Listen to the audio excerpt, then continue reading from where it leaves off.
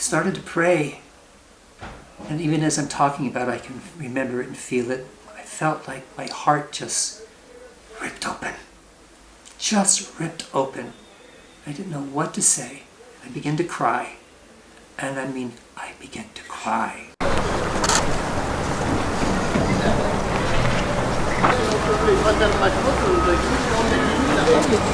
I was teaching this and I didn't believe what I was teaching.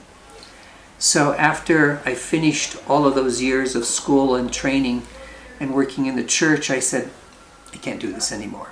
And so I left the church. And I said, but now what am I going to do? So I began a career of learning and performing music. But my heart was empty. You know, I was doing music because it was so important and the applause was wonderful and it was a great life, but something was missing.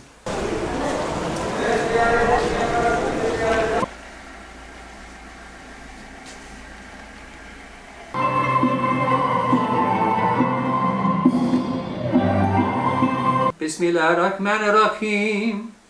Allahumma anta salam wa minka salam wa ilayka ya'udu salam. Fahayyana rabbana bisalam. I took my hand and said, I want to show you something. And so he walked me around to the back side of the museum, underneath the Yeshu Kuba, to a place, I didn't know where I was.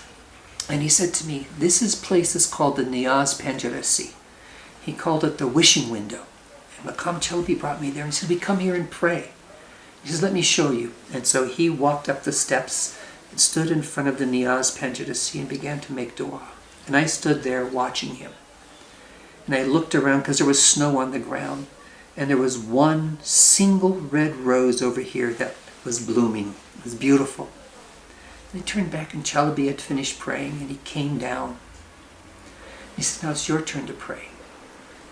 Okay, so I wasn't sure what to do. So I walked up the stairs and I stood in front of the Niyaz Penjarasi and I could see Rumi's Sanduka. I started to pray. And even as I'm talking about it, I can remember it and feel it. I felt like my heart just ripped open. Just ripped open. I didn't know what to say. I began to cry. And I mean, I began to cry. But I know that this was the man to show me the way of Mevlana, the way of Mevlana.